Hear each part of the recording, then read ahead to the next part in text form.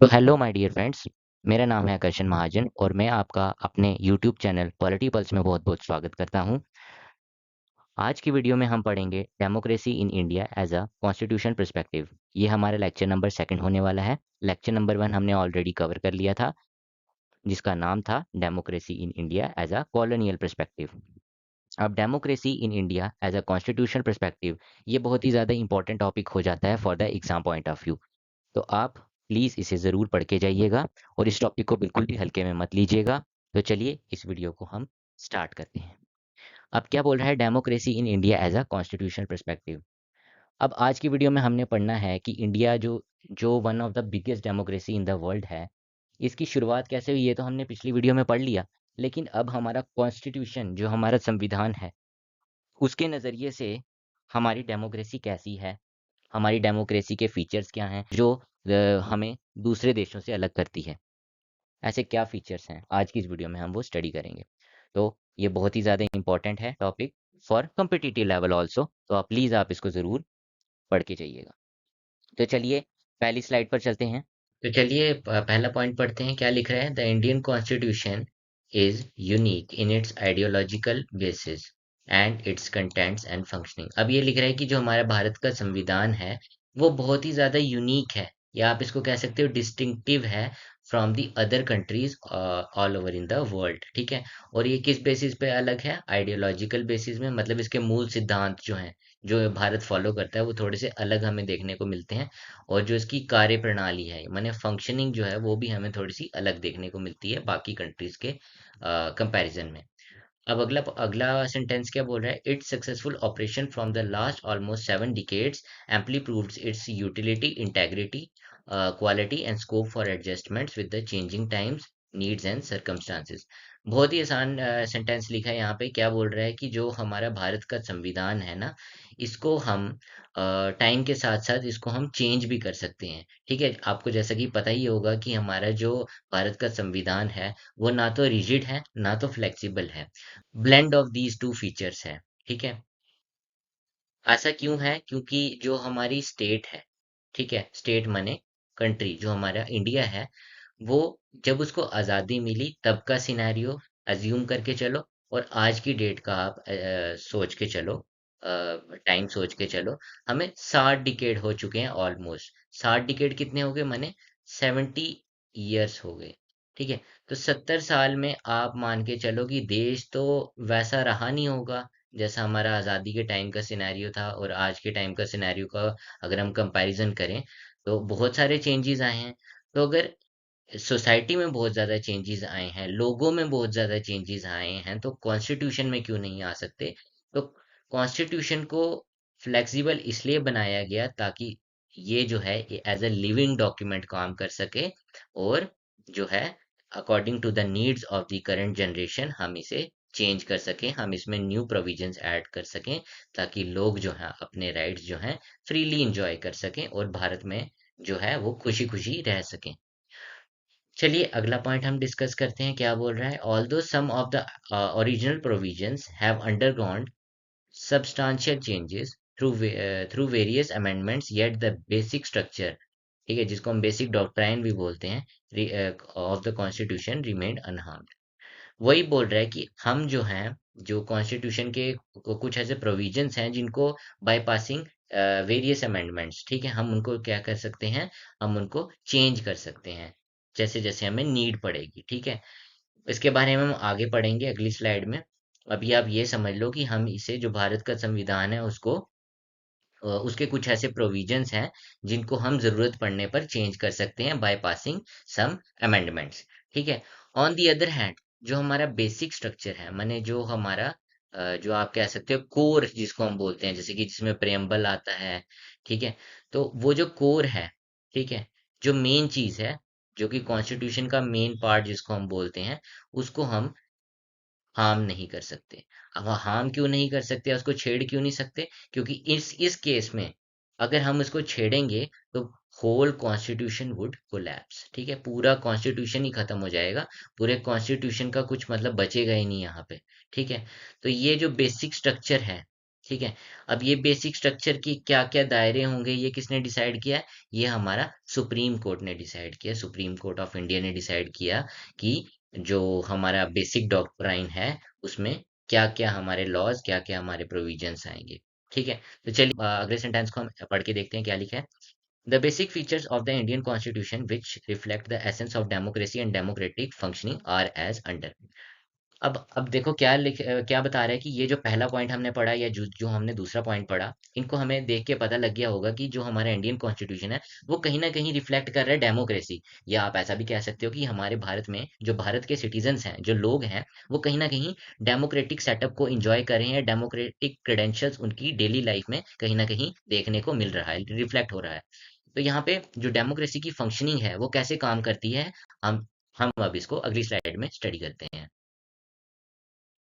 First point हमारे पास आ गया, written and the lengthiest constitution. Written and the lengthiest constitution क्या लिख रहा है? The Indian constitution is a written constitution. Indian constitution is the lengthiest constitution of the world as as the makers of the constitution did not want to leave any scope of confusion and gray areas। आसान है कि क्या लिख रहे हैं कि जो हमारा इंडिया भारत का जो संविधान है ना, वो एक तो रिटन फॉर्म में है, लिखित रूप में है। और जो हमारा इंडियन कॉन्स्टिट्यूशन है, ये सबसे मतलब आप कह सकते हो भारी लेंथीएस्ट कॉन्स्टिट्यूशन है। ठीक है। जितनी मतलब इसमें पन्ने होंगे ना, आप सोच भी नहीं सकते इसमें कितने सारे सेट ऑफ रूल्स और कितने इंस्ट्रक्शंस यहाँ पे हैं, कितने लॉज, कितने प्रोविजंस हैं इसमें। और ये इतने सारे लॉज और इतने ज्यादा प्रोविजंस क्यों हैं और इतनी डिटेल्ड फॉर्म में क्यों हैं? वो इसलिए हैं क्योंकि जो हमारे जो कॉन्स्टिट्यूशन मेकर्स थे, लोग थे, जितने भी हमारे कॉन्स्टिट्यूशन के जो निर्माता थे, मेकर्स थे, वो ये चाहते थे कि हमारे जो कॉन्स्टिट्यूशन है उसमें कोई भी स्कोप ऑफ एरर ना रहे। मतलब लोग जो हैं वो किसी कंफ्यूजन में ना पड़े। हर एक चीज को जो है हम अच्छे से एक्सप्लेन करेंगे ताकि जो है आगे जाके कोई हमें परेशानी देखने को नहीं मिले। ठीक है। तो चलिए अगले पॉइंट पे हम चलते हैं, क्या बोल रहे हैं। So be it guiding principles, treaty provisions of governance or procedure for amendment, everything has been given in a black and white। बहुत ही आसान पॉइंट है। अब क्या बोल रहा है कि कोई भी प्रिंसिपल, ठीक है, या कोई भी प्रोविजन या कोई भी लॉ जिसको हमने चेंज करना है, अगर हमें लग रहा है कि उसमें कुछ हमें चेंजेस करने की ज़रूरत है, तो वो हम इजीली कर सकते हैं। और वो चेंजेस को करने का क्या तरीका होगा, कैसे बिल पास होगा, कैसे सदन में क्या कार्रवाई होगी, स्पीकर का क्या काम होगा, या जो बिल आपका जो पेश कर रहा है उसकी क्या क्या रिस्पॉन्सिबिलिटीज होंगी, ये सभी चीज़ें जो हैं हमारी जो है इंडियन कॉन्स्टिट्यूशन में वेल डिफाइंड, एकदम आप कह सकते हो ना कि एकदम मतलब अच्छे से लिखा हुआ है, ताकि कोई कंफ्यूजन का मौका यहाँ पे बचे ही ना, स्कोप ऑफ एरर यहाँ पे बचे ही ना, जिसको आप बोलते हो कि कोई ग्रे एरिया ना बचे। चलो हम अगले यहाँ पे लाइन पे चलते हैं, क्या लिख रहा है। Originally there was a preamble comma, यहाँ पे कॉमा आएगा, 395 आर्टिकल्स, फिर कॉमा आएगा यहाँ पे, फिर 22 पार्ट्स, यहाँ पे फिर कॉमा आएगा, एंड 8 शेड्यूल्स। क्या लिख रहा है कि जब भारत का संविधान हमारा नया नया बना था ना, तो उसमें 395 आर्टिकल्स थे, 22 पार्ट्स थे और 8 शेड्यूल थे। पर जैसे जैसे टाइम बीतता गया, या आप कह सकते हो कि आज के समय में अगर हम देख लें, तो हमारे पास ना प्रियम्बल है इसमें। जहाँ पे हमारे पास 395 आर्टिकल्स थे वो अब 465 आर्टिकल्स हो गए हैं। जहाँ पे हमारे 22 पार्ट्स थे वो अब हमारे 26 पार्ट्स हो गए हैं। और जो हमारे 8 शेड्यूल थे वो अब 12 शेड्यूल्स यानी 12 शेड्यूल्स हो गए हैं। तो समझ आ गई आपको? चलिए नेक्स्ट स्लाइड पे चलते हैं। पॉइंट नंबर 2 क्या बोल रहा है? Enacted constitution. अब पहला लाइन क्या लिख रहा है? The Indian constitution like many other countries constitution of the world is an enacted constitution. ये बोल रहा है कि जो भारत का संविधान है वो बाकी अदर कंट्रीज, जो कि और भी बड़े सारे हमारे वर्ल्ड में बहुत सारे देश हैं जिनका इनेक्टेड कॉन्स्टिट्यूशन है, तो भारत का भी जो है वो इनेक्टेड कॉन्स्टिट्यूशन है। ठीक है। इनेक्टेड कॉन्स्टिट्यूशन का क्या मतलब हुआ, ये हम अगली लाइन में, अगले पॉइंट में हम पढ़ते हैं। मतलब क्या हुआ इसका इनेक्टेड कॉन्स्टिट्यूशन का? It means the Indian constitution is not the result और प्रोडक्ट ऑफ इवोल्यूशनरी प्रोसेस। ये हमने पिछले लेक्चर में भी हमने डिस्कस किया था कि जो इंडियन कॉन्स्टिट्यूशन है वो इनेक्ट किया गया है, मतलब लागू किया गया है बाय द कॉन्स्टिट्यूएंट असेंबली। ये जो है इवोल्यूशन का प्रोसेस नहीं है, मतलब ये टाइम के साथ साथ ग्रो नहीं हुआ है, बल्कि इसको इनेक्ट किया गया है। ये देखो आगे लिखा भी है, but it was deliberately enacted by the constituent assembly, वही जो पिछले लेक्चर में हमने बात की थी। ठीक है। आगे क्या लिख रहा है? At a particular period. ठीक है। जैसे आज़ादी मिली, आज़ादी के बाद हमें जो है एक पर्टिकुलर टाइम पीरियड दिया गया, उसमें हमने अपना कॉन्स्टिट्यूशन फ्रेम किया और यहाँ पे हमने उसको इनैक्ट, रिफ्लेक्ट्स डेमोक्रेटिक क्रेडेंशियल्स। और फाइनली लोगों के हितों की रक्षा करने के लिए जो है उसमें ऐसे लॉज एंड ऐसे प्रोविजंस ऐड किए गए जहाँ से हमें पता चलता है कि जो हमारा इंडिया है वो कहीं ना कहीं वहाँ पे डेमोक्रेसी जो है वो फॉल करती है, लाई करती है हमारे इंडिया में। तो अब हमारे पास थर्ड स्लाइड पे है प्रेम्बल ऑफ इंडियन कॉन्स्टिट्यूशन। अब प्रेम्बल क्या चीज़ होती है? तो preamble could be defined as the गैस नहीं है यहाँ पे आएगा जिस्ट, GIST। ठीक है, ये पढ़ लेना, आप में से लिखा नहीं जाता है इस पे। ठीक है, तो क्या लिख रहे हैं? Preamble could be defined as the gist और summary of all the ideological philosophies which are enshrined in our constitution. क्या बोल रहा है कि मूल सिद्धांत क्या हैं, या हम कह सकते हैं कि सिद्धांत क्या हैं, आइडियोलॉजिकल फिलॉसफीज क्या हैं, जिनके ऊपर हमारा जो भारत का संविधान है जो चलता है। ठीक है, हमारे क्या गोल्स हैं, क्या अचीवमेंट्स हैं जो हमने आगे जाके मतलब हमने गेन करनी है, अचीव करनी है। वो सभी गोल्स जो हैं वो हमारे प्रेम्बल में देखने को मिलती हैं। उसकी एक जिस्ट या छोटी सी समरी आप मान के चलो। या प्रेम्बल को आप ऐसा भी कह सकती हो कि हमारा कॉन्स्टिट्यूशन जो इतना लेंदी, इतना ज़्यादा लेंदी है, इतना ज़्यादा डायनामिक, इतना ज़्यादा वास्ट है, तो उसको एज अ सिंप्लीफाइड या आसान भाषा में समझाने के लिए हमें दिया गया है हमें इंडियन कॉन्स्टिट्यूशन का, ताकि हमें जो इंडियन कॉन्स्टिट्यूशन है उसको समझने में थोड़ी आसानी हो। ठीक है, अगला पॉइंट क्या बोल रहा है? By reading the preamble of India even layman can understand the basic structure philosophy of the Indian constitution. वही बात हो गई कि जो हमारा प्रेम्बल है इंडिया का, वो क्या किन किन फिलोसफीज के ऊपर चलता है, इसके बारे में जब हम प्रेम्बल में पढ़ेंगे तो हमें आसानी से पता चल जाएगा। और इतनी आसानी से पता चल जाएगा कि कोई भी एक लेमैन जो है, कोई भी एक आम आदमी जो है, अगर हमारे प्रेम्बल को पढ़ता है तो उसे सीधे सीधे देखने को मिलेगा कि हमारा देश जो है किन चीज़ों को अचीव करना चाहता है। ठीक है, अब अगला point, the main principles reflected in the preamble could be summarized as. ठीक है, अब क्या बोल रहा है कि जो मेन फीचर्स या मेन प्रिंसिपल्स, जो मेन सिद्धांत हैं जिनके ऊपर हमारा जो प्रेम्बल है उसको हम समराइज कर सकते हैं, वो है it aims to make India as sovereign. अब सोवरेन का क्या मतलब होता है? ठीक है, सोवरेन का मतलब होता है कि कोई भी देश या कोई भी स्टेट, ठीक है, स्टेट मतलब कंट्री की बात हो रही है यहाँ पे। ठीक है, मतलब कोई भी कंट्री अपने डिसीजन खुद ले सकती है, उसको किसी दूसरा देश जो है वो इन्फ्लुएंस नहीं कर सकता कि तू जो है हमारे हिसाब से अपने डिसीजंस को चेंज कर। ठीक है, और अगर ऐसा होता है तो वो देश सॉवरेन नहीं है। सॉवरेन आप सीधे सीधे ये भी कह सकते हो कि कोई भी एक ऐसा देश जो जिसके पास खुद अपनी अथॉरिटी है कि वो अपने डिसीजन खुद ले सकता है अपनी जनता के लिए, और कोई भी दूसरा देश उसको ना तो फोर्स कर सकता है, ना तो उसको उसके ऊपर अपनी मर्जी वो कर सकता है, मतलब अपना रूल नहीं थोप सकता है, एक किस्म से आप कह सकते हो। अब उसके बाद हमारे पास आएगा सोशलिस्ट। तो यहाँ पे सोशलिस्ट का क्या मतलब हुआ? सोशलिस्ट का मतलब हुआ कि कोई भी हमारा देश जो है ना, उसमें इक्वल अपॉर्चुनिटी दी जाएगी हर एक बंदे को, चाहे वो नौकरी के बेसिस में हो, चाहे वो किसी भी फील्ड में हो। ठीक है, सभी को इक्वली ट्रीट किया जाएगा, कोई भी यहाँ पे भेदभाव नहीं किया जाएगा, कोई भी यहाँ पे अपर या फिर लोअर क्लास में यहाँ पे हमारी सोसाइटी डिवाइड नहीं होगी, सबको एक समान देखा जाएगा हमारी कॉन्स्टिट्यूशन की नज़रों में। अब उसके बाद आ जाएगा हमारे पास सेकुलर। सेकुलर क्या हुआ? सेकुलर जो है 42nd अमेंडमेंट एक्ट में हमारा जो है यहाँ पे ऐड किया गया था हमारे इंडियन कॉन्स्टिट्यूशन में। इनिशियली ये जो वर्ड है सेकुलर, ये हमारे इंडियन कॉन्स्टिट्यूशन में प्रेजेंट नहीं था। तो यहाँ पे सेकुलर का क्या मतलब हुआ? सेकुलर का मतलब ये हुआ कि जो हमारा देश है यानी कि इंडिया है, ठीक है, यहाँ पे किसी भी धर्म, किसी भी संप्रदाय के लोगों के साथ भेदभाव नहीं किया जाएगा। किसी भी दूसरी किसी भी दूसरी मतलब आप कह सकते हो कि एक धर्म जो है दूसरे धर्म के ऊपर जो है हावी नहीं हो सकता। जैसे कि हम फॉर एग्जांपल हमारे देश में जो है हिंदू मेजॉरिटी बहुत ज़्यादा है। ठीक है, तो हिंदूज यहाँ पे मेजॉरिटी में हैं, और बाकी के लोग जैसे कि हमारे पास आ गए, मुस्लिम्स आ गए, ठीक है, फिर हमारे पास क्रिश्चियंस आ गए, हमारे पास सिख्स आ गए, कोई भी आ गया, ठीक है, एट एक्सेट्रा जी, ये जितने भी लोग हैं, ठीक है, ये जितने भी लोग हैं, मतलब जो मेजॉरिटी में जो लोग हैं, ये जो मेजॉरिटी में जिस रिलीजन के लोग हैं, वो बाकी के रिलीजन जो कि माइनॉरिटी में हैं, उनके ऊपर उनको उनके ऊपर प्रेशर नहीं डाल सकते कि तुम ये धर्म क्यों मतलब इंजॉय कर रहे हो। इनको अपने फेथफुल इंजॉय करने का इनके पास राइट है, और हिंदूज के पास भी अपना फेथ, अपना राइट इंजॉय करने का पूरा अधिकार है, जो कि हमें इंडियन कॉन्स्टिट्यूशन नहीं दिया है। तो सेकुलर का बेसिकली यही मतलब हो गया कि हमारा देश जो है वो रिलीजन के बेसिस पे पक्षपात नहीं करेगा। अब उसके बाद आ गया डेमोक्रेटिक। डेमोक्रेटिक का क्या मतलब हुआ? डेमोक्रेटिक जैसे कि डेमोक्रेसी जो है उसी से रिलेटेड वर्ड है हमारा डेमोक्रेटिक। अब डेमोक्रेटिक का क्या मतलब हुआ?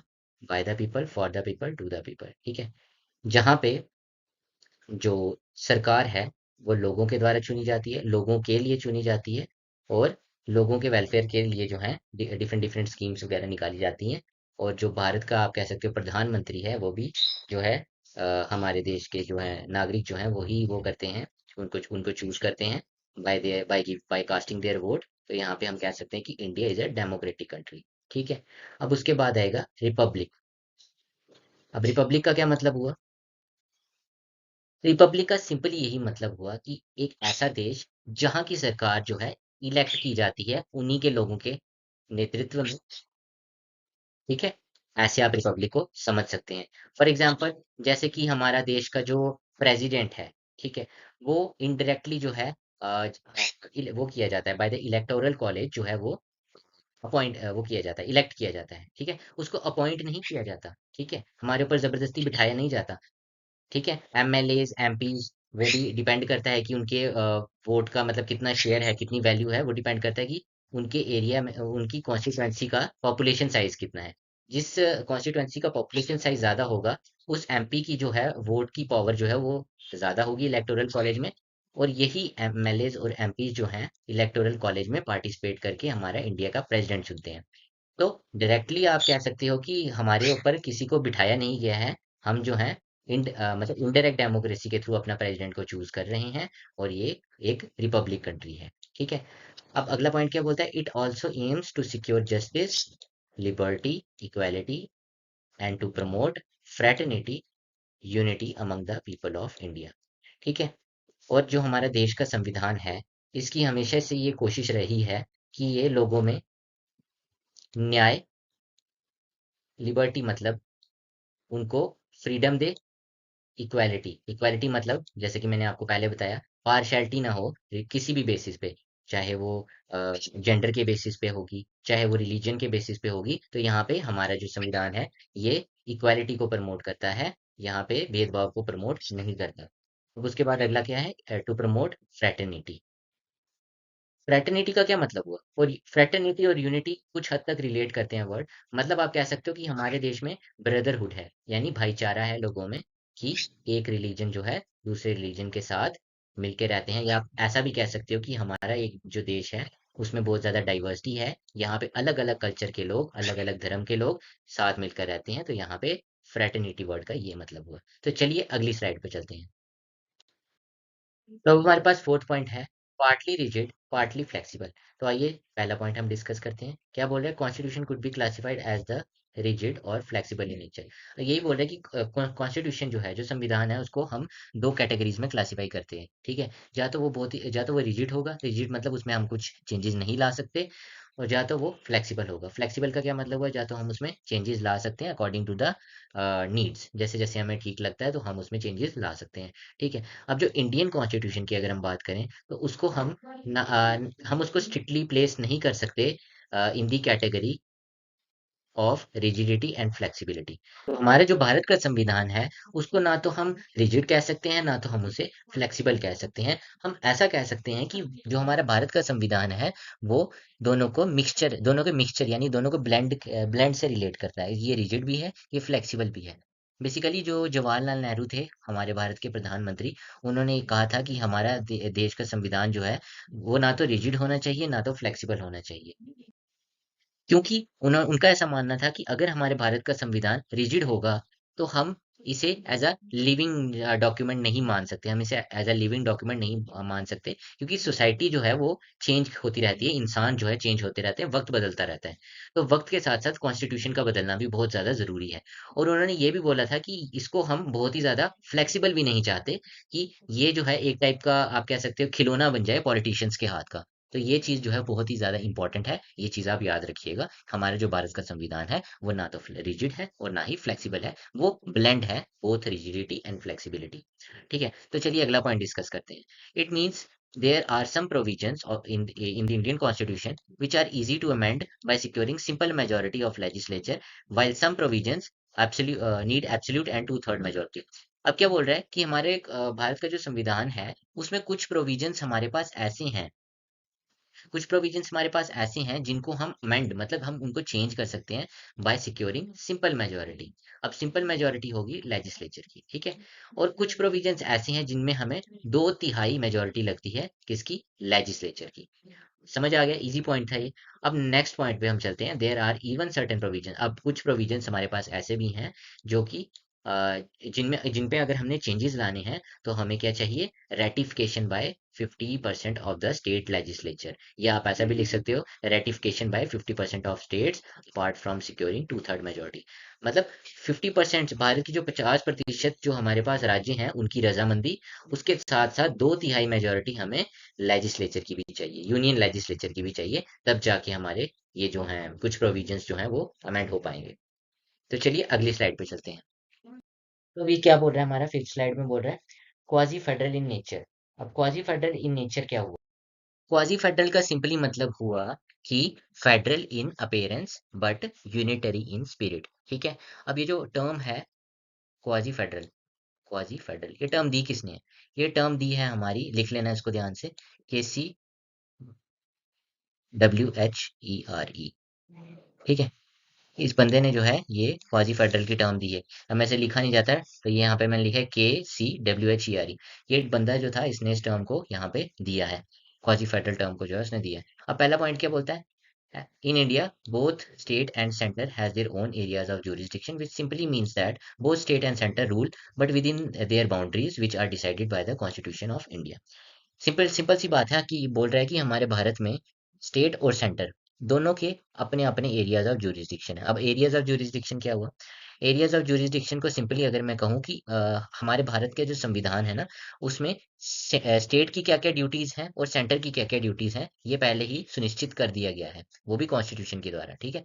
मतलब सेंटर जो है उसकी कुछ अलग ड्यूटीज, अलग उसके काम है, और स्टेट के जो है वो अलग ड्यूटीज, अलग काम है। स्टेट जो है जो स्टेट जो है वो सेंटर के काम में इंटरफेयर नहीं करेगा, लेकिन सेंटर जो है वो स्टेट के काम में इंटरफेयर कर सकता है, लेकिन कुछ केसेस में, ठीक है। तो अभी वो हम आगे पढ़ेंगे। अभी क्या बोल रहे हैं, अगला पॉइंट क्या बोल रहे हैं? The structure and substance of the constitution could be defined as either federal or unitary. Indian constitution not fit in either of these stereotyped classification। वही बोल रहा है कि कोई भी एक कंट्री का जो कॉन्स्टिट्यूशन होता है ना, वो या तो फेडरल होता है। फेडरल का क्या मतलब हुआ? जहाँ पे पावर जो है वो लोअर यूनिट्स में, या आप कह सकते हो टायर्स में जो है डिवाइड की जाती है। और या तो यूनिटरी। यूनिटरी का क्या मतलब हुआ? यूनिटरी का सिंपली ये मतलब हुआ कि जहाँ पे गवर्नमेंट जो है वो पावर जो है अपने हाथ में, माने सेंटर में ही रखना पसंद करती है, वो पावर को जो है शेयरिंग में इतना बिलीव नहीं करती, वहां पे थोड़ा सा अपने हाथों में पावर रखी जाती है, तो वो आ गया आपका यूनिटरी फॉर्म ऑफ गवर्नमेंट। अब इंडियन कॉन्स्टिट्यूशन जो है वो फिर एक एक्सेप्शनल केस की तरह उभर के यहाँ पे आता है, क्योंकि इंडियन कॉन्स्टिट्यूशन जो है वो ना तो फेडरल है ना तो यूनिटरी है, ये क्वाजी फेडरल है, जो कि हमारी टर्म दी थी केसी वेयर ने, और ये टर्म मैंने आपको बता दी है। अब हम नेक्स्ट पॉइंट डिस्कस करते हैं। Indian constitution encompasses the characteristics of both federalism and unitary system. Full there is a presence of various federal features like written constitution। ये बोल रहा है कि हमारे इंडियन कॉन्स्टिट्यूशन में फेडरल के भी बहुत ज़्यादा फीचर्स हमें देखने को मिलते हैं, फेडरलिज्म के भी बहुत ज़्यादा फीचर्स देखने को मिलते हैं, और यूनिटरी फॉर्म ऑफ गवर्नमेंट के भी फीचर्स हमें देखने को मिलते हैं। हाँ, जैसे कि फेडरल फीचर्स में अगर हम देखें तो रिटन कॉन्स्टिट्यूशन, हमारा कॉन्स्टिट्यूशन जो है वो लिखित में है, मतलब हर एक चीज़ जो है वो अच्छे से डिफाइन की गई है, वेल डिफाइंड की गई है, कुछ भी ग्रे नहीं है, हर एक चीज़ ब्लैक एंड व्हाइट में दी गई है, सो दैट किसी भी चीज़ की यहाँ पे कंफ्यूजन ना हो। और दूसरा हमारे पास है division of powers between the centre and state. अब division of powers between centre and state in the form of union list, state list और कंकरेंट लिस्ट। आपने छोटी क्लासेस से पढ़ा होगा कि ये जो हमारे जो भारत का जो संविधान है, इसने सेंटर और स्टेट की क्या क्या ड्यूटीज हैं इनको यूनियन लिस्ट, स्टेट लिस्ट और कंकरेंट लिस्ट में डिवाइड किया हुआ है। तो ये एक फेडरल फीचर है। उसके बाद अगली बात क्या बोलता है? अगली बात बोल रहा है ये यूनिट्स इम्पार्शियल इंडिपेंडेंट जुडिशरी, ठीक है। हमारे पास इंडिपेंडेंट जुडिशरी, इंडिपेंडेंट जुडिशरी का क्या मतलब हुआ? यूनियन गवर्नमेंट है वो उसको एक किस्म से उसके ऊपर प्रेशर एक्सर्ट नहीं कर सकती, कि जिससे उसकी वर्किंग में जो है वो असर पड़े, वो इंडिपेंडेंटली फ्रीली जो है काम कर सकती है, उसको किसी भी प्रेशर में आने की जरूरत नहीं है, यूनियन जो कि उसके ऊपर सेंटर अपॉइंट करेगा। तो यहाँ पे सेंटर जो है वो प्रेशर एक्सर्ट नहीं कर सकता हमारी जुडिशरी पे, क्योंकि हमारी जो जुडिशरी है वो इंडिपेंडेंटली वर्क करती है, ठीक है। और उसके बाद है सुप्रीमेसी ऑफ द कॉन्स्टिट्यूशन। हमारे जो भारत है यहाँ पे कॉन्स्टिट्यूशन का राज चलता है, यहाँ पे किसी एक पर्सन का, किसी एक पर्टिकुलर लीडर का रूल नहीं चलता है, हमारे यहाँ पे कॉन्स्टिट्यूशन का रूल चलता है। चाहे वो प्रधानमंत्री हो, चाहे वो एमएलए हो, चाहे वो एमपी हो, वो कॉन्स्टिट्यूशन के दायरे में ही काम करेगा। वो अपनी मर्जी से कोई रूल, कोई ऑर्डिनेंस नहीं थोप सकता हमारे ऊपर, ठीक है। और एट एक्सेट्रा और भी बड़े सारे फीचर्स हैं, ठीक है। अब आगे क्या लिख रहे हैं, along with these features there are many unitary features. अब बहुत सारे यूनिटरी फीचर्स भी हैं, लाइक सिंगल सिटीजनशिप। सिटीजनशिप का सिंपली ये मतलब हुआ कि हमारे पास एक ही नागरिकता है, हम भारत के देशवासी हैं, ठीक है। और क्या है, सिंगल कॉन्स्टिट्यूशन, हमारे पास एक ही संविधान है। ऐसा भी नहीं है कि हमारे पास सेंटर में अलग कॉन्स्टिट्यूशन है, स्टेट का अलग कॉन्स्टिट्यूशन है। तो पूरा जो स्टेट है और सेंटर है वो एक ही कॉन्स्टिट्यूशन के ऊपर चलता है, उन दोनों को एक ही कॉन्स्टिट्यूशन को मानना पड़ेगा, ठीक है। और स्ट्रॉन्ग सेंटर है हमारे पास। सेंटर के पास, हमारे पास देखा जाए, अगर ध्यान से पढ़ा जाए, तो सेंटर के पास कुछ ज़्यादा ही पावर्स हमें देखने को मिलती हैं, सेंटर की तरफ थोड़ा सा ज़्यादा झुकाव देखने को मिलता है, जिस वजह से थोड़े से ये यूनिटरी फीचर्स आ जाते हैं। और इंटीग्रेटेड जुडिशरी का क्या मतलब हुआ कि यहाँ पे एक चेन बनी हुई है, ठीक है। हायर कोर्ट, जैसे सुप्रीम कोर्ट सबसे ऊपर है, उसके नीचे हायर कोर्ट्स आएंगी, फिर उसके उसके नीचे हमारी लोकल कोर्ट्स आएंगी। ऐसे करके चेन बनी हुई है हमारी। तो ये इंटीग्रेटेड जुडिशरी मतलब ये लिंक है, इनका कोर्ट्स का भी आपस में लिंक है, जिसमें सुप्रीम कोर्ट जो है वो एपेक्स बॉडी है, ठीक है। तो चलिए अगली स्लाइड पे चलते हैं। तो हमारे पास सिक्स पॉइंट है, हमारे पास फंडामेंटल राइट्स। तो यहाँ पे क्या बोल रहा है, inspired by the constitution of USA the chapter of fundamental rights has also been incorporated into the Indian constitution under part 3, ठीक है। अब क्या बोल रहा है कि हमारा जो भारत का जो संविधान है उसने यूएसए से इंस्पायर होके जो चैप्टर है फंडामेंटल राइट्स का, वो जो है हमारे अपने संविधान में, यानी कि इंडिया के संविधान में उसको इनकॉर्पोरेट किया, मैंने जोड़ा, ठीक है। अब दूसरा पॉइंट क्या बोल रहा है, these rights are called fundamental rights because these are very basic rights for the survival of individuals and are given by the supreme law of the land which is called constitution of India itself. अब इस point में क्या बोल रहा है कि देखो क्या होता है कि हम एज अ ह्यूमन बीइंग, हमें कुछ सेट ऑफ रूल्स, कुछ मतलब हमें एक टाइप का आप कह सकते हो फंडामेंटल राइट्स की जरूरत पड़ती है, जिसको आप कहते हैं, हम अधिकार हमारे कुछ होने चाहिए इस सोसाइटी में, ताकि हम जो है लिबर्टी के साथ जी सकें, आज़ादी के साथ जी सकें, ठीक है। हमारे ऊपर कोई एज सच कंपल्शन ना हो, इस वजह से हमें जो है फंडामेंटल राइट्स जो है वो दिए जाते हैं सरकार के द्वारा या कॉन्स्टिट्यूशन के द्वारा। दिए तो कॉन्स्टिट्यूशन के द्वारा जाते हैं, लेकिन जो उसको एनफोर्स करने का काम होता है वो हमारा गवर्नमेंट का होता है, ठीक है। तो क्या बोल रहा है, ये जो राइट्स हैं इनको हम फंडामेंटल राइट्स इसलिए बोलते हैं क्योंकि ये बहुत ज़्यादा बेसिक होते हैं।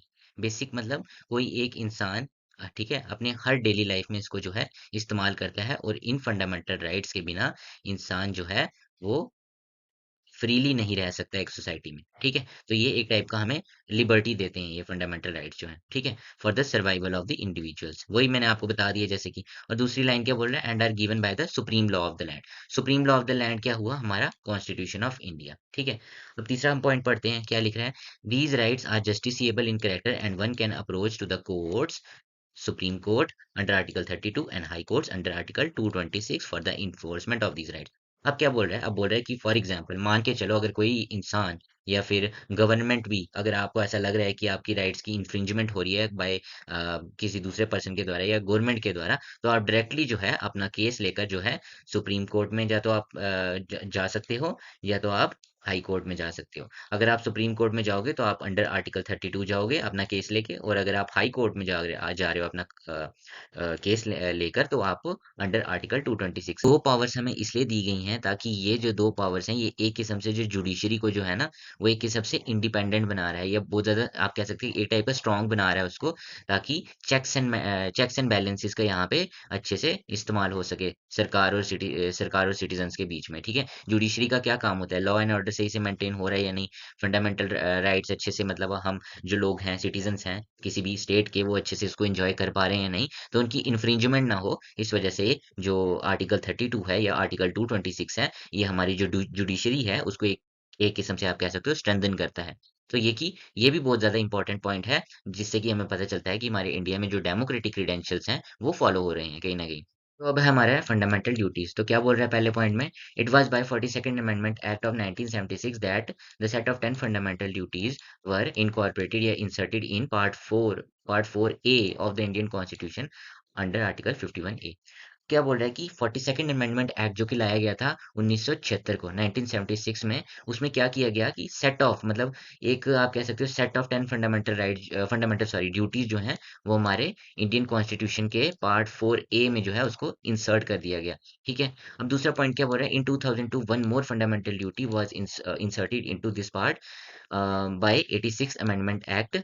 uh, the fundamental duties are cautiously inserted as to give constant reminder that the Indian citizens that they are under the constitution obligations। अब क्या बोल रहा है?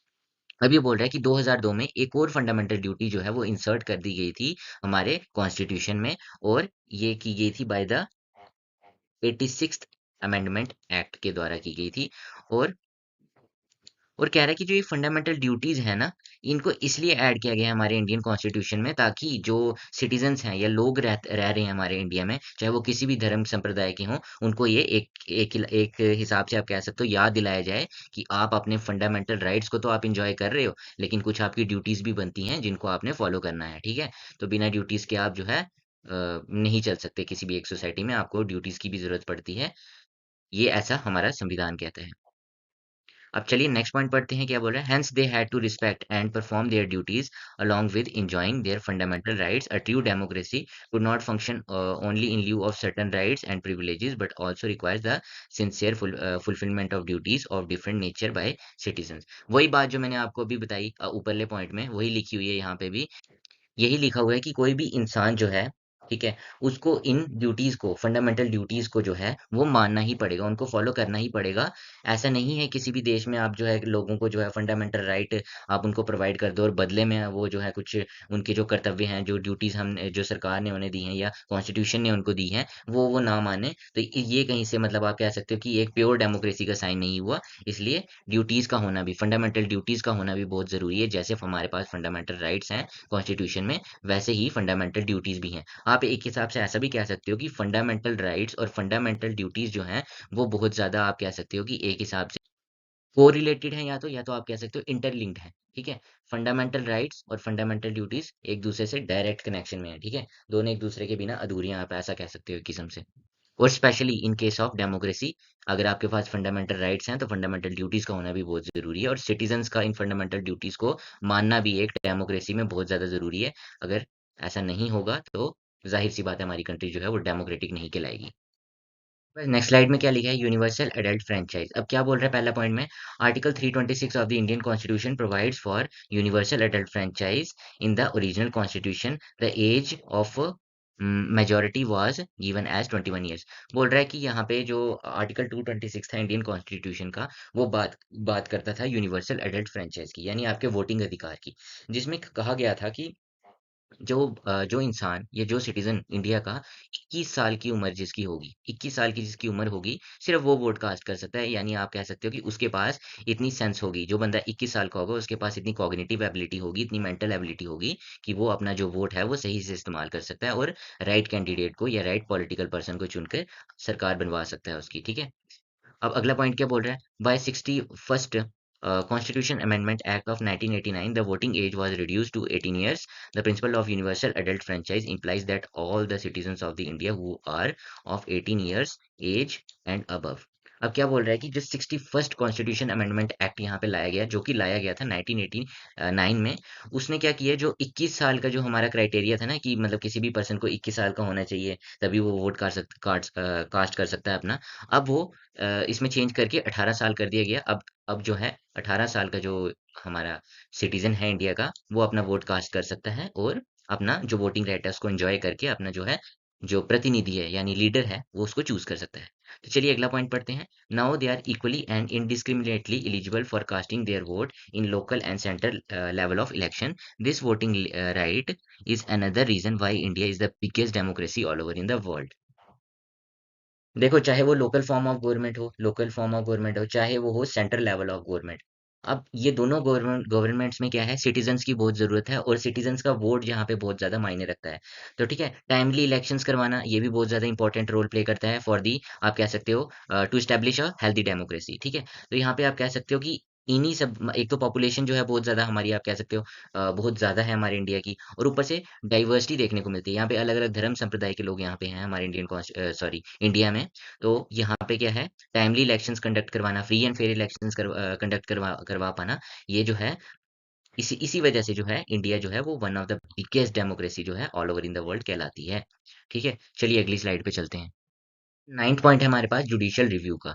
अब पहला पॉइंट क्या बोल रहा है, in India the judiciary has the provision and power of the judicial review, the supreme court has been given the power to determine the constitution validity and legality of every act of the legislatures and the executives। देखो क्या होता है, हम लोग as a citizens अपना vote cast करते हैं, ठीक है? और जो जब हम वोट कास्ट करते हैं तो हम अपने लीडर्स को अपॉइंट करते हैं, ठीक है? अब वो लीडर्स क्या करते हैं, हमारी कम्युनिटी की या हमारी जो है इंडिया की, आप कह सकते हो स्टेट की डेवलपमेंट के लिए पॉलिसीज कुछ इम्प्लीमेंट करते हैं, या पॉलिसीज को जो है वो एक किस्म से लागू करते हैं या डिजाइन करते हैं, ठीक है? अब इन पॉलिसीज में, ठीक है, अब इन पॉलिसीज में कोई लूप होल तो नहीं है, क्योंकि हमारी जो बेसिक स्ट्रक्चर है, जो basic doctrine of the constitution है, उसको कहीं हार्म तो नहीं कर रहा, उसको कोई नुकसान तो नहीं पहुंचा रहा। मतलब उस पॉलिसी की कितनी वैलिडिटी है, या वो कितना, मतलब कितना ठीक है, कितना जायज़ है वो, मतलब संविधान की नज़रों में, उसकी लीगैलिटी क्या है, ठीक है? वो कितना ज़्यादा सही है लॉ, ठीक है? इन सभी को जो है चेक करने का जो काम है वो हमारा जुडिशरी का है। तो यहाँ पे जो जुडिशरी है उसके पास, आप कह सकते हो एक किस्म की पावर है, वो चेक कर सकती है कि क्या जो हमारे पास जो लॉ है, वो क्या कॉन्स्टिट्यूशन के कहीं से दायरे में मतलब कॉन्स्टिट्यूशन के दायरे में ही आ रहा है ना, कि ऐसा तो नहीं है कि कॉन्स्टिट्यूशन को यहाँ से आप जो हार्म करने की कोशिश कर रहे हो। तो ये सब चेक करना जो है जुडिशरी का काम है। और अगर अगला पॉइंट देखते हैं क्या लिख रहा है, if it finds out that any act unconstitutional or violates the provisions of the constitution, it can scrap down that particular law and declare it null and void. बिल्कुल आसान बात बोली हुई है, बोल रहा है कि अगर जुडिशरी को, या हमारी जो इंडिया की जो आप कह सकते हो एक किस्म से जो न्यायपालिका है, अगर उसको ऐसा कुछ लगता है कि यहाँ पे कॉन्स्टिट्यूशन के मतलब दायरों से जो है बाहर जा रही है बात, यानी कॉन्स्टिट्यूशन, यहाँ पे कुछ प्रोविजंस हैं जो कॉन्स्टिट्यूशन के जो ब्रीच हो रहे हैं, ठीक है?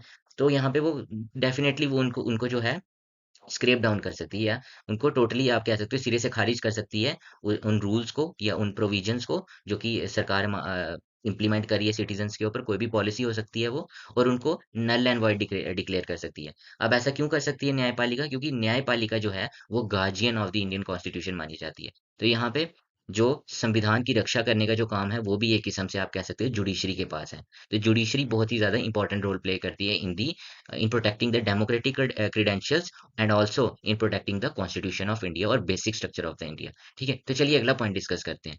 The supreme Court and High Court derives their power judicial review from articles 13, 32 and 226, and this power of judiciary is the instrumental in protecting the democratic credentials of the country। अब जैसे कि मैंने आपको भी पहले बताया कि जो जो भी हमारे पास जुडिशरी है, जुडिशरी में हमारे पास सुप्रीम कोर्ट आ जाती है, हाई कोर्ट्स आ जाती हैं, ये जो दोनों हैं अपनी पावर्स जो हैं वो अपने आर्टिकल 13, 32 और 226 से डिराइव करती हैं, ठीक है?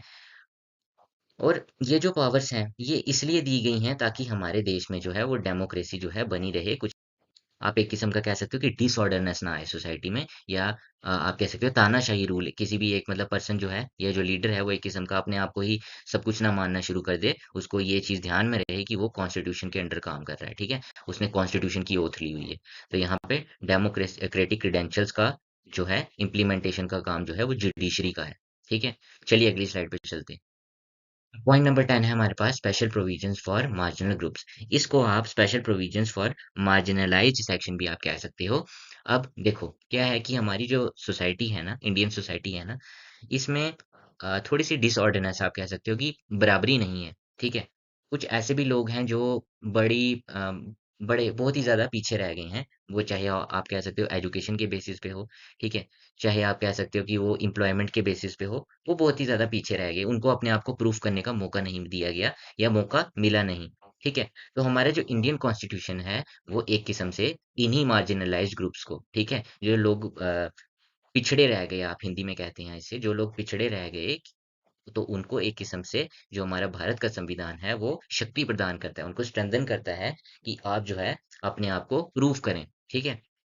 अब ये देखो क्या है कि सोसाइटी जो है वो सोसाइटी में 2 तबके के लोग हैं, ठीक है? एक है मार्जिनलाइज़्ड ग्रुप जिनके साथ मतलब डिस्क्रिमिनेशन होती आई है शुरू से, और एक तबके के लोग हैं जो कि हर एक चीज़ों को अच्छे से सिंपल पीपल एस से इसको डिनोट करते हैं, सिंपल पीपल, ठीक है? और एक है मार्जिनलाइज़्ड सेक्शन, ठीक है? तो जो मार्जिनलाइज़्ड सेक्शन है उसके साथ शुरू से जो है वो एक आप कह सकते हो भेदभाव होता आ रहा है, डिस्क्रिमिनेशन होती आ रही है। और सिंपल लोग जो हैं वो सिटीज़न्स हैं जो उनको एजुकेशन फैसिलिटीज़ भी अच्छे से मिली, उनको हर एक चीज़ में उनको आगे रखा गया, उनको एम्प्लॉयमेंट में भी आगे रखा गया, मतलब हर एक चीज़ में जो ये सिंपल लोग थे, ये मार्जिनलाइज़्ड सेक्शन से जो थे, ऊपर उठे हुए थे, ठीक है? एक किस्म से आप कह सकते हो सोसाइटी में इनका थोड़ा-सा दबदबा था, ठीक है? तो ऐसे में सुप्रीम कोर्ट ऑफ इंडिया ने, ये हमारे इंडियन कॉन्स्टिट्यूशन ने क्या किया, एफर्मेटिव एक्शंस, ठीक है? एफर्मेटिव एक्शंस या आप कह सकते हो एक किस्म का एफर्मेटिव अप्रोच का इस्तेमाल किया। अब ये क्या होता है कि समाज में ये जो थोड़ी-सी अनस्टेबिलिटी है, इसको बराबर करने के लिए क्या है, क्या किया जाए कि जो हमारे पास मार्जिनल ग्रुप्स हैं ना, उनको जो है रिज़र्वेशन दी जाए, उनको रिज़र्वेशन दे के थोड़ा-सा ऊपर उठाया जाए, ठीक है? और ये तो बाकी जो सिंपल लोग हैं, ये तो टाइम के साथ-साथ ग्रो हो ही रहे हैं, ठीक है? पर साथ-साथ जो है मार्जिनल ग्रुप्स का भी डेवलपमेंट हो, इसी वजह से जो है अफ़र्मेटिव एक्शंस या अफ़र्मेटिव अप्रोच यहाँ पे जो है इंडियन कॉन्स्टिट्यूशन में दी गई है, ठीक है?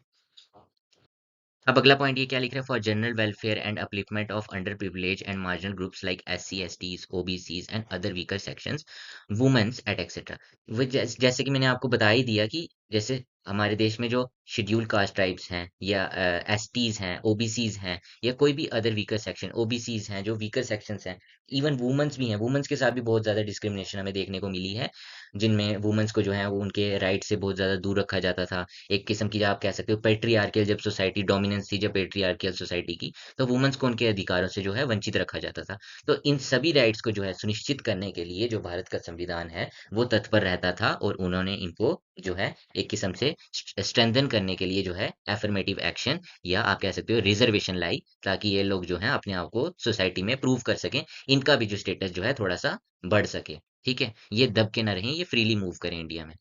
अब क्या लिख रहा है तीसरा पॉइंट क्या है, a true democracy could only be established if the marginalized and downtrodden sections of the society could bear the fruits of the democratic setup and related process for their general welfare. जैसे कि मैंने आपको बताया कि आप कह सकते हैं कंट्री में तभी डेमोक्रेसी जो है ट्रू डेमोक्रेसी कहलाएगी जब उसमें जो है उसके सिटीजन्स में या उसकी सोसाइटी में जो है कोई भी डिसऑर्डरनेस देखने को नहीं मिलेगी, जहाँ पे हर समाज हर तबके का बंदा जो है वो जिसके पास इक्वल जॉब अपॉर्चुनिटीज होंगी, इक्वल एजुकेशन का राइट होगा, ठीक है? तब जाके हम कहेंगे कि सोसाइटी में जो है कोई डिसऑर्डरनेस नहीं है, और सोसाइटी जो है या आप कह सकते हो कि हम अगर सोसाइटी अच्छे से वर्क करेगी तो ज़ाहिर सी बात है गवर्नमेंट भी अच्छे से वर्क करेगी, ठीक है? तो ये चीज़ें भी इंटरलिंक्ड हैं कहीं न कहीं। तो इसी के साथ हमारा ये लेक्चर होता है ख़त्म। मुझे लगता है कि आपको ये लेक्चर समझ आया होगा, कुछ घुसा होगा आपके दिमाग में। अगर नहीं घुसा ना तो इस स्लाइड को दोबारा से देख लेना, और प्लीज़ देख लेना, और मेक श्योर आप इस चैनल को ज़रूर सब्सक्राइब कर लेना, और बाकी क्वालिटी कंटेंट लाने की ज़िम्मेवारी मेरी होगी, आप मेरे ऊपर छोड़ दीजिएगा। तो thank you for watching. Bye bye.